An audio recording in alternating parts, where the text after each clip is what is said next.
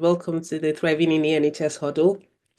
This is our first huddle for 2025, so I'm super excited to be with you today. Thank you for joining. I always say thank you to everyone who comes on a Saturday morning to be with me and listen to my thoughts about life in the UK as an international medical graduate. So today's topic is career pathways for international medical graduates in the UK. And we're going to start from right from the beginning. If imagine you were straight out of medical school, and we'll go all the way to you're relocating after 20 years in practice, for example. Before we dive deeper into things, can I ask people on the meeting now who are here to join to tell me where they're joining from, what level you are, what country you think of as home, even if that's the UK, but you train somewhere else. I'm quite keen to see that. So I'll be looking to see the responses. I'll give everyone a few minutes to type. If you just let me know. So I'm from Nigeria. I'm training in Dundee. I'm a higher surgical trainee in general surgery. And I have shared information about my journey in the UK since 2020. So those who have joined able to say where they think of as home and what part of the country they're joining from, or what part of the world even. Joining from the UK GPST1 starting in August. Fantastic. Thank you for sharing that. It's nice to have you here. So while we wait for those responses, I'll just talk to you a little bit about thriving in the NHS, what we do, what the community is for. The Thriving in the NHS community has been designed for international medical graduates who are in the UK and in some cases planning to relocate to the UK. And what we've done with this organization, with this movement, with this community is we're trying our best to create opportunities for ourselves. So when I relocated, the biggest challenge I had was that I had to rely on the kindness of people to progress in my career.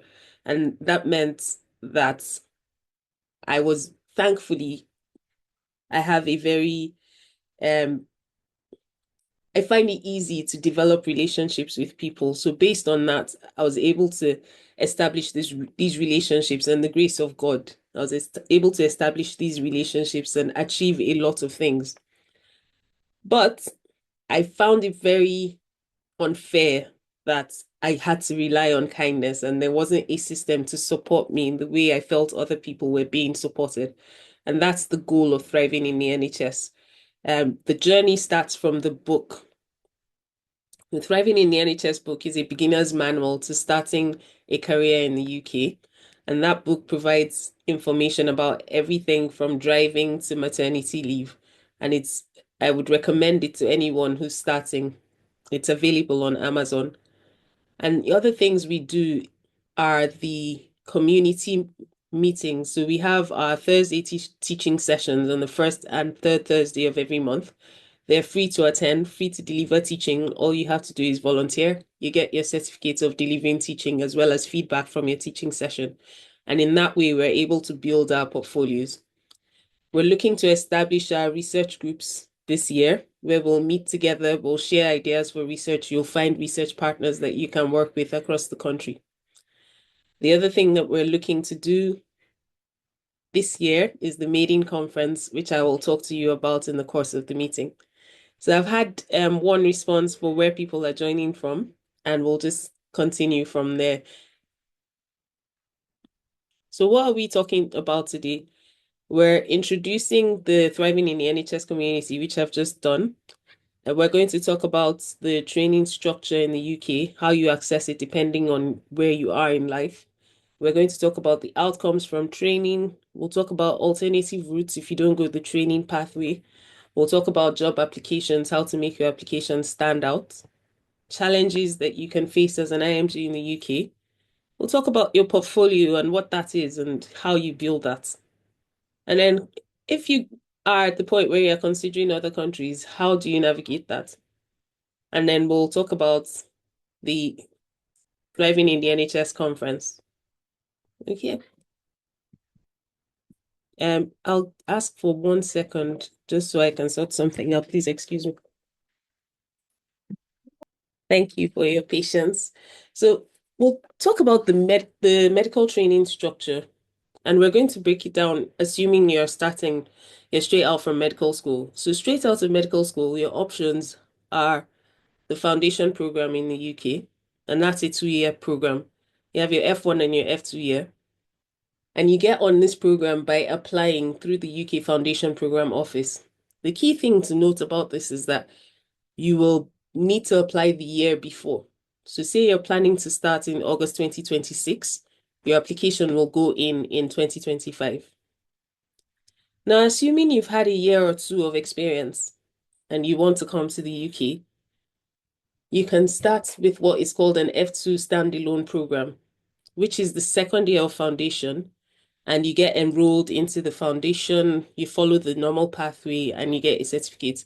That's a nice way to get into the system because you kind of enter the training pathway and you get your certifications and things. So that's for early years, if you're early years. Say you're around for the foundation program, it's also important to say that apart from the UK Foundation Program Office and that formal pathway, a lot of hospitals offer foundation programs that are sort of their own. So you can apply directly to that hospital and do what is equivalent to an F1 or an F2 role, and then you'll be enrolled into that program as well. If you're a bit more experienced, say 3 to 5 years, there are options for you to either apply directly to training, depending on the specialty you want to go into, or to apply for jobs, which are what we describe as locally employed doctor. So you'll be employed directly by the trust. Those jobs are also described as trust grade, and they have various different names. When you look on the NHS job sites, you'll see they'll call them everything from here, junior fellow, trust grade, SHO, they're different names for them, but they tend to mean the same thing. You're based in the hospital, you're delivering service, and you're not in a training program. If you get directly into training, there are very few specialties where that's possible. GP is one of them, where you can get directly into training. The reason it's not very possible for a lot of the others is because of what you have to have as supporting information to get into the training program. So usually those things you only find out when you have arrived in the UK, and you can build your portfolio so that it reflects the supporting information. If you're in the meeting today and you haven't relocated to the UK, but you're planning to, I think it's important for me to tell you now that you don't have to wait until you arrive in the UK to build your portfolio, because the things they're asking for are things you can achieve in any country of the world. It's things like your audits, your quality improvement projects, your published research, your demonstration of leadership and management, and exams, the Royal College exams. These are the usual things. So you can start to build the things that you know you'll need, and the place you'll find the information about what you need is a website called Oriel. That's ORIEL. And on that website, what you look for, so you set up your account, and what you look for is the person specification for your specialty that you're interested in.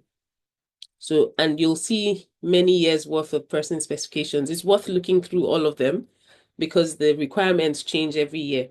So you can sort of tailor your applications or your preparation or your portfolio building to the things that are consistent throughout the years, like say the number of audits or publications, things like that. It depends. Like I say, the specialties are very, very variable. So it's really, really important that you have a sense of what's happening and what's needed as you go along in your journey. And I'll talk a bit more about that. And hopefully, when we get to the question and answer session, we'll be able to spend lots of time discussing that. Alternative roles and routes. So I talked a bit about this. If you're not going into training, then these are some of the names you'll see: the non-training roles, trust grade, clinical fellow. Now, I'll spend some time on the senior clinical fellow jobs because I think we need to talk about it and what is expected.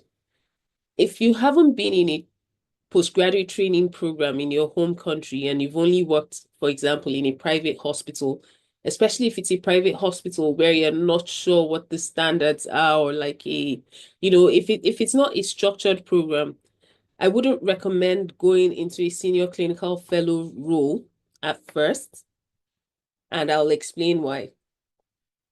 For most of the senior clinical fellow roles, there are responsibilities in this role that are just next to the role of a consultant. So you're really expected to function at a very high level of independence.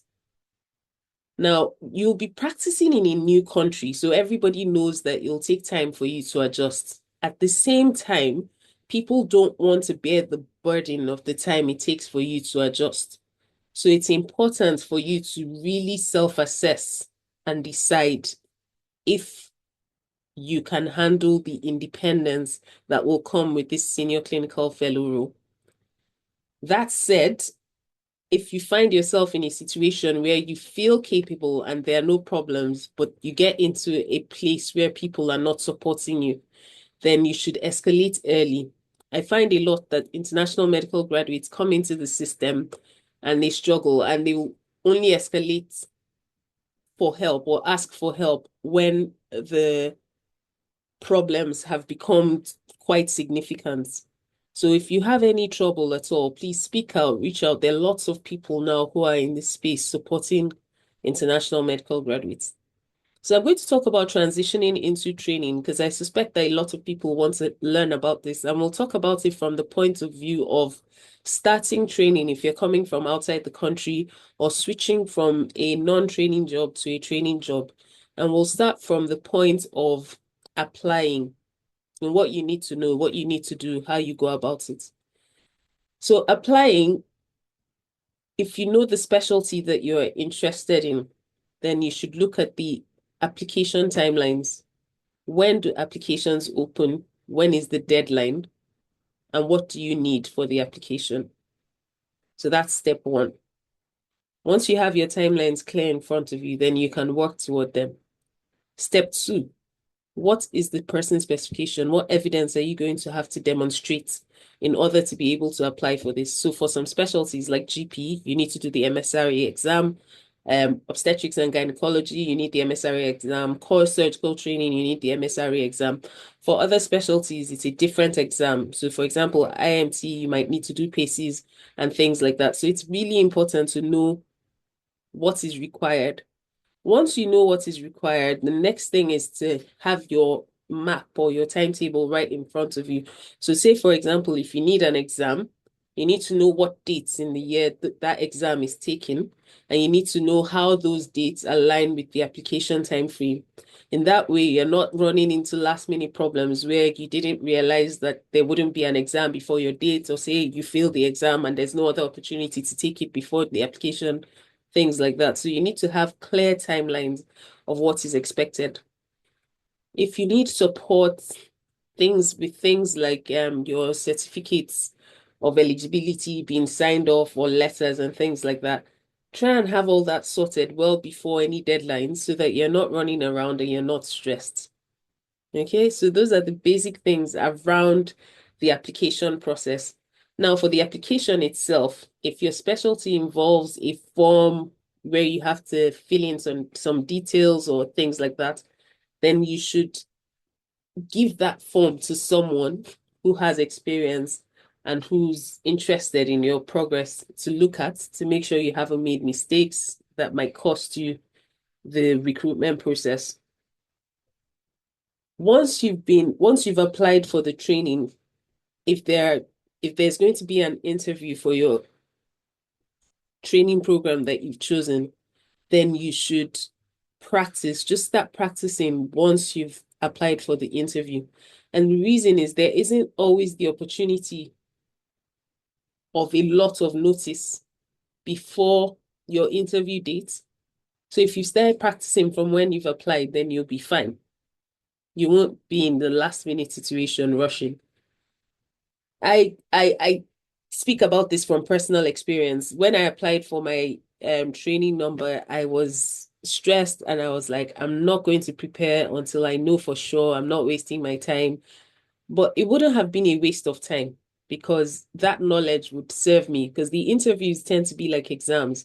And that information that you gain and the way you build yourself, it will serve you down the line in your career. So the worst case is that you will not be interviewed, or you will not make it through the interview and you have gained knowledge. Best case is that you're ready when you get offered the interview.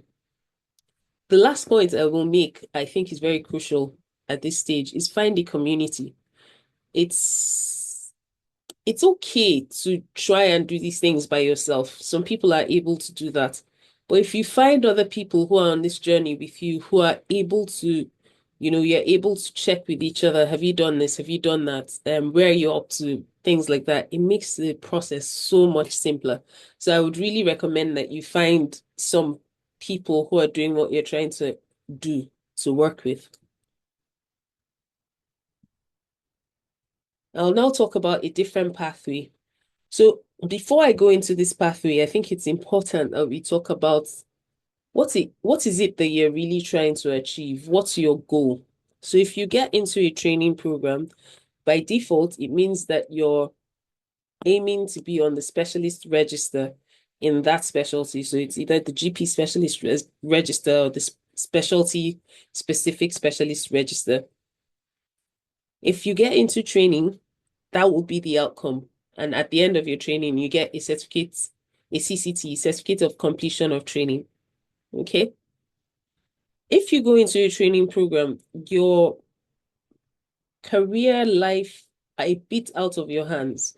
And by that, I mean that you will be posted where your training program director thinks you should be posted. You will do the postings that your training program director thinks you should do. You may be moving around, driving a lot, commuting a lot, and things like that are quite out of your control. This will most likely impact your family life. And these are things that you need to consider. Now, if you feel like you've spent maybe 10, 15, 20 years in your home country in a specialty, and then you've made this decision to relocate, and you don't want to go through another 5 years of training, traveling around, disrupting your family life, you just want to be in one nice, stable environment, then the staff grade senior or senior associate specialist role might be what you want.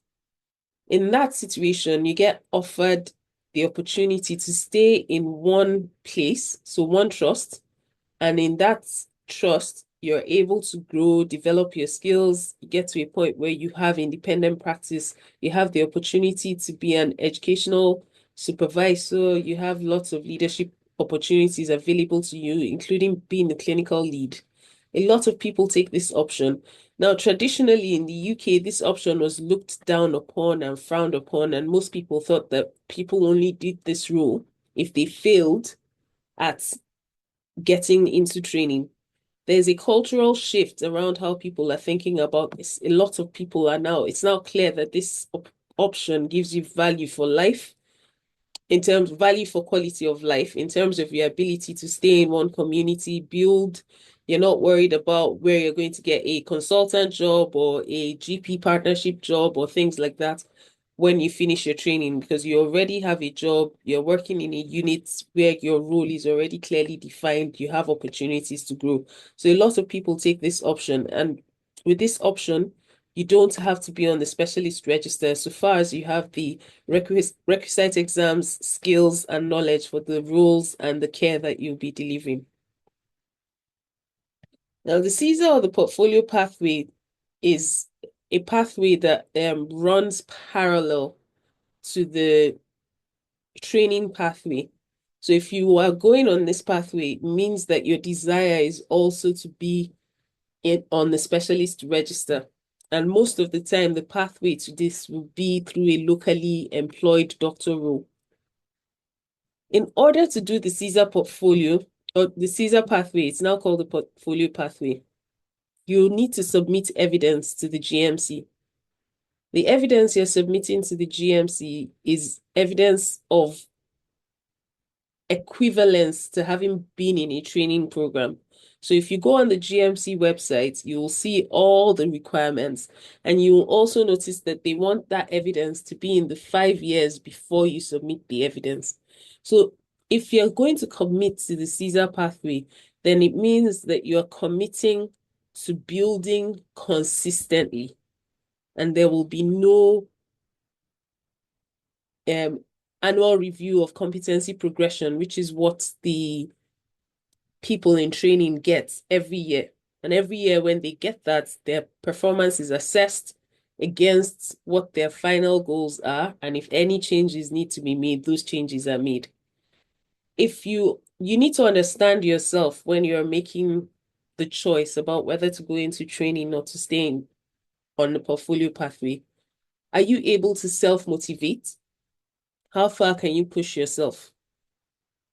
If you find that you might need the extra support, then training is probably better for you. If you find that you can take control of these things, you can take charge, then portfolio pathway is better for you. It's important to say that with the portfolio pathway, it's very unlikely that you're going to be able to stay in one place and achieve all the competencies that are required. So you might still need to travel a fair bit in order to achieve these things. If it's possible, join a community or join other people who are taking this journey to the portfolio pathway, because it will give you accountability partners so that people can pull you up. Another trick I would recommend if you choose this pathway is for your annual appraisal in your personal development plan, put in the things that you need to accomplish to make sure that there's pressure on you to deliver on those things as a source of motivation throughout the year.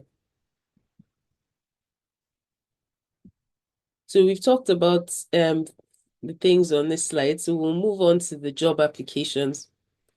Now, some people joining maybe trying to get into the UK for their first job. So I'll spend some time explaining the job application process. The first thing to say is that there's an opportunity for you to tailor your application to each job. I see people writing things like I applied to 300 jobs, 400 jobs, 500 jobs.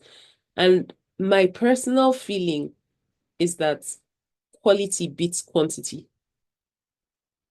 I would prefer and recommend that people apply for less jobs, but apply better for those jobs. So you give yourself the highest chance of succeeding. So, for example, I've reviewed a job application where the person was interviewing for something um, medical, but was putting in their experience with doing surgical procedures.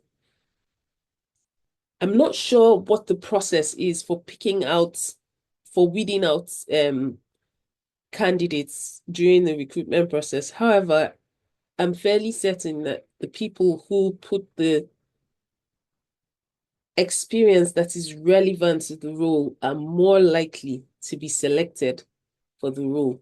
So when you go to the NHS job application page and it asks for things, procedures that you've done, for example, find procedures that you have done that are relevant to the job you are applying for.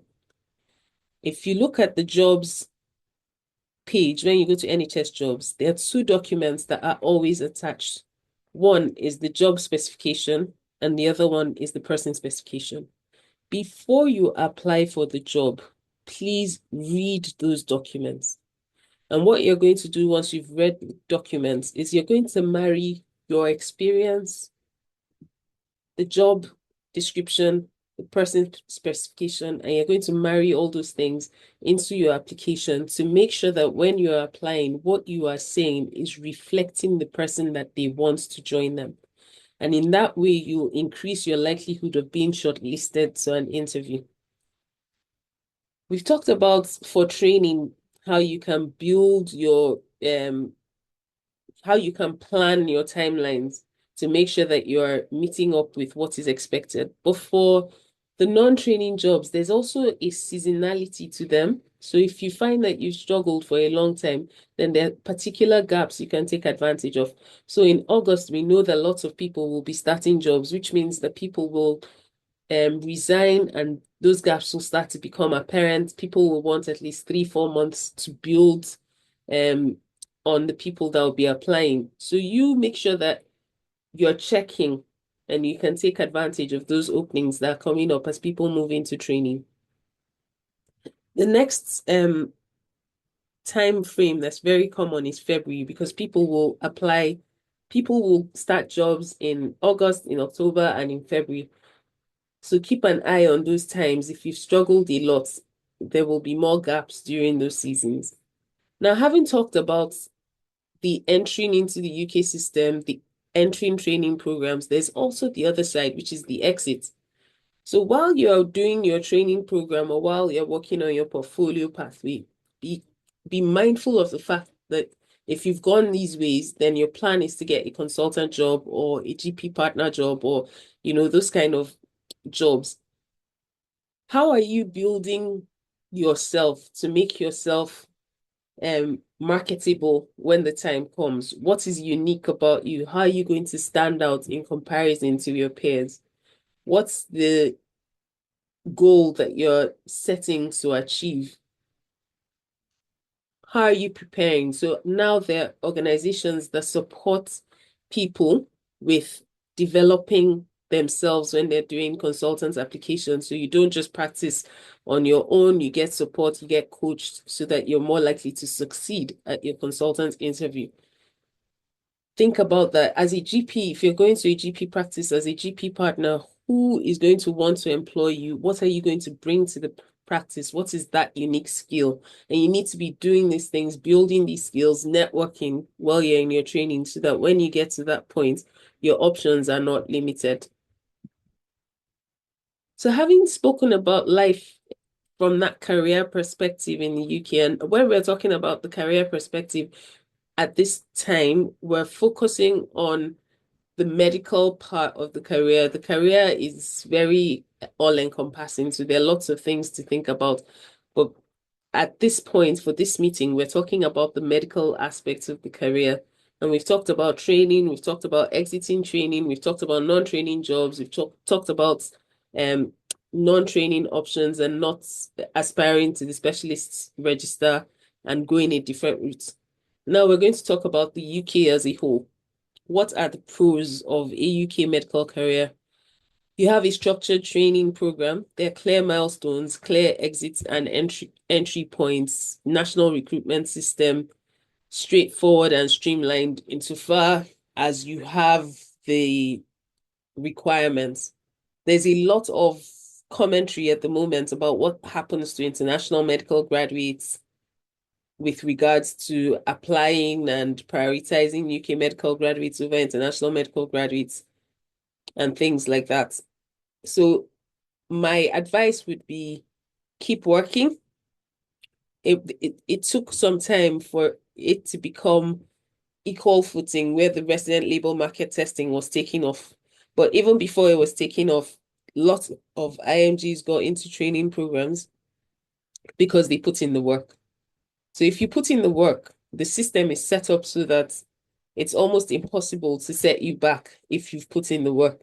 So put in the work, engage in research and education, leadership opportunities, and recognize the value that's in the NHS. You are a person of value. You've demonstrated your value several times, and your value should be something that's intrinsic to you. So it's not defined by whether someone calls you a doctor or doesn't call you a doctor. It's not defined by what you're able to accomplish, what exams you're able to pass. It's just defined by you being a person that exists. Okay? And that value you bring to the NHS is important, but the NHS is also a valuable organization that is multicultural, delivers very high quality care, and is the, sort of spine of this country. So it's useful to have an understanding of the value you're bringing and the value you're receiving by working in the NHS. There are also challenges to be considered if you choose the UK. It's competitive to get into a training program. It takes time to adapt to the culture and to strike a balance between your work and your life. So be patient with yourself, give yourself grace because it's not easy.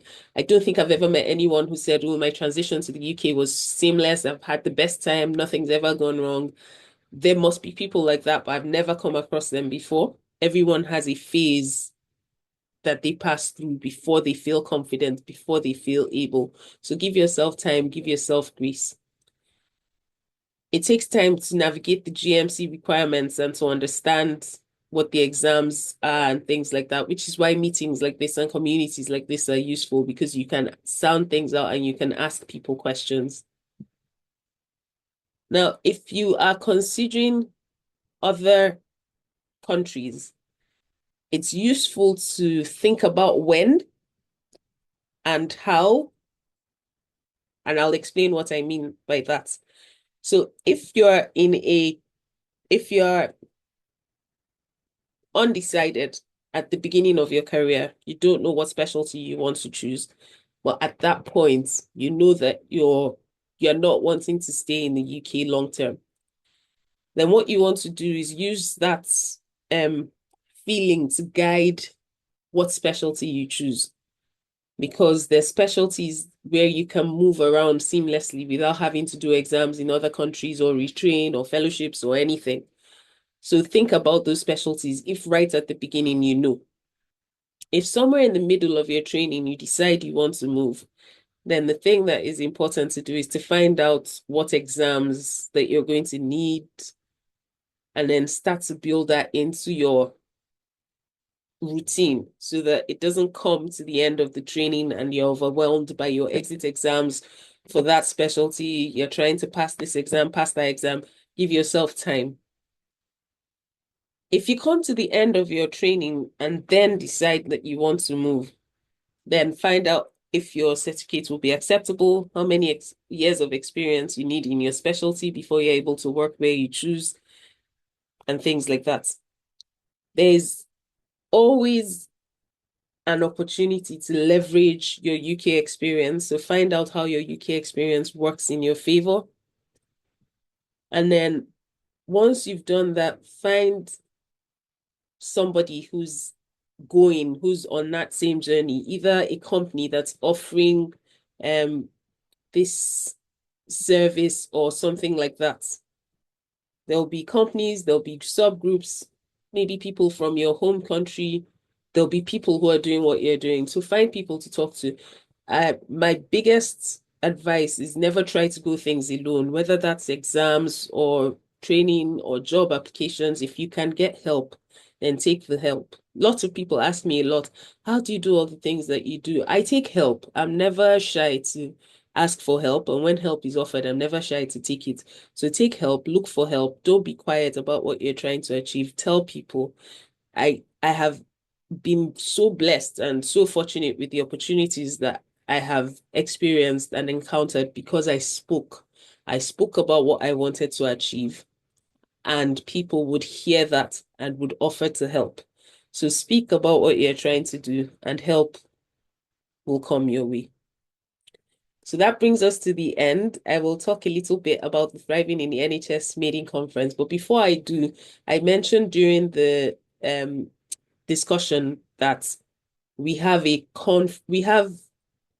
portfolio to build. So let me talk about the portfolio a bit more. Your portfolio is the evidence that goes in your CV. And in the UK, your CV isn't will I say, it's not always all you need. You need more. And that portfolio is your more. So what goes in your portfolio? Your portfolio is evidence of what you've done.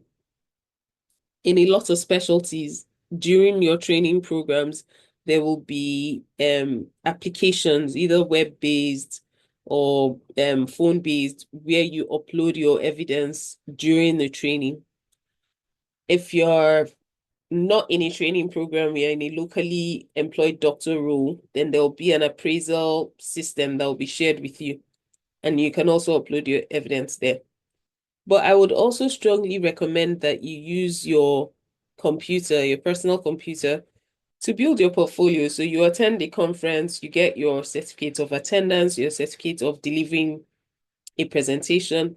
Let that go into your portfolio. My portfolio on my OneDrive is called Evidence. So I upload everything there. If you can organize it into teaching this, that, and even into years, you'll find it very useful as well. And what that does for you is it allows you to have a system that you can rely on, that you can go back to when you're doing things and you need to present things. Because say, for example, you want to relocate and you're suddenly being asked for evidence of attending a conference, of providing research or things like that. You can pull those things out far more quickly when you've organized it somewhere. How do we build our portfolio? So with Thriving in the NHS, we are creating those opportunities to build. So the teaching sessions are available to teach every first and third Thursday of the month. For now, if we build enough momentum, we can move up to every Thursday so that we create more opportunities in that way. So that can go in your portfolio. So you'll get your certificates, you'll get your feedback. The other thing that we're doing is this conference is a scientific conference, so you can submit your abstract and there'll be opportunities for poster presentation as well as oral presentations. And we've tried to create as much opportunities as we can. So please take advantage of the opportunity, submit your abstracts. I recently did a post on the Thriving in the NHS page on X where you can see how do you submit your abstracts? Because a lot of us haven't done it before. My first time was also after I had relocated here. And what did we do for that abstract submission? It was an audit that we had done locally. So it wasn't a research project, even it was an audit. And you write the background, the aims and objectives, the methods, results, discussion. Most of the abstract submission templates that you'll see, most abstract submission systems will give you your maximum number of words that are allowed. It'll give you the structure to follow. You'll put in the author names and things like that. So it'll be a structured thing. In that post, I shared that the first time I did it, I didn't just write it and submit it. I sent it to a consultant. I said, please, can you have a look and help me? And they were like, oh, there's some particular ways you have to speak, phrase things. They updated it for me. Another senior registrar also looked at it. So I merged the feedback from both of them and we got accepted. And that was the very first post that I had, abstract I had written that got accepted to a national conference. So get help. Help is the theme of the day. Get help and get something out and take advantage of this opportunity to be at the conference. It's a live conference, so we'll be looking forward to meeting each other. We've worked together for many years, and it'll be a fantastic opportunity to network both with peers and with the senior people who are going to be there delivering sessions. The things I've talked about are research and quality improvement teams. These are things that we'll be rolling out over the course of the year so that we can work together across the board and build our capabilities and find more enjoyment in our work as we take advantage of the amazing health system that the NHS is. And in this way, we'll give back because the research you do, the quality improvement that you do will directly impact the patients that you're looking after. Join the community, follow us on social so you can always hear about these things and you don't miss these opportunities that we're creating. And this is our website,